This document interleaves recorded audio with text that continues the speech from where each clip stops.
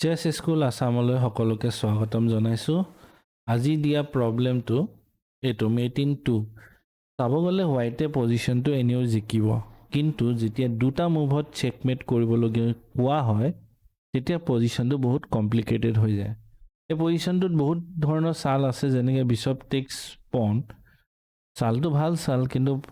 next threat হৈছে queen d6 checkmate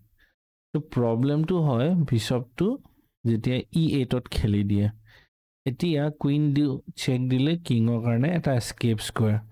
next এটো night ইয়াৰ check দিব পাৰে কিন্তু তেতিয়া কি হয় এই স্কয়াৰটো এস্কেপ স্কয়াৰ তাৰমানে পলাব পাৰে তো এটো এটা প্ৰবলেম নেক্সট হৈছে এটো পজিশনত কুইন তো সে ইয়াত খেলিব পাৰে থ্ৰেটটো হৈছে কুইন e5 চেকমেট কিন্তু তেতিয়াও কি হয় পনটো পুশ কৰি হোৱাইটক চেক দি দিয়ে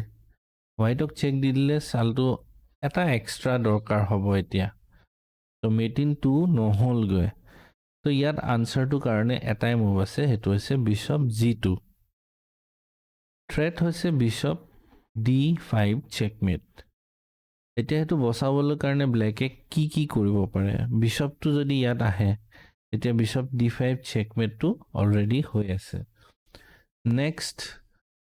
ব্ল্যাকে হয়তো এই বিশপটো ক্যাপচাৰ কৰিব পাৰে তেতিয়া আমি কুইন e1 চেকমেট দিব পাৰো তো কিংৰ কোনো এস্কেপ স্কয়াৰ নাই নেক্সট হয়তো এই নাইটটো খাব পাৰে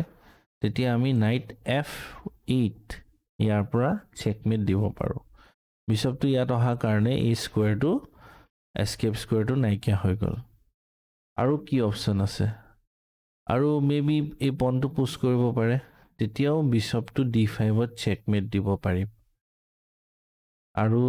এটা অপচন বাকি আছে হেতু হৈছে পন পুশ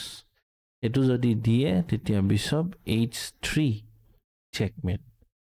তো পজিশনটো তোমালোকে নিজৰ বোৰ্ডত পাতি পিনে যিখিনি দেখালো গুটেইখিনি অপচন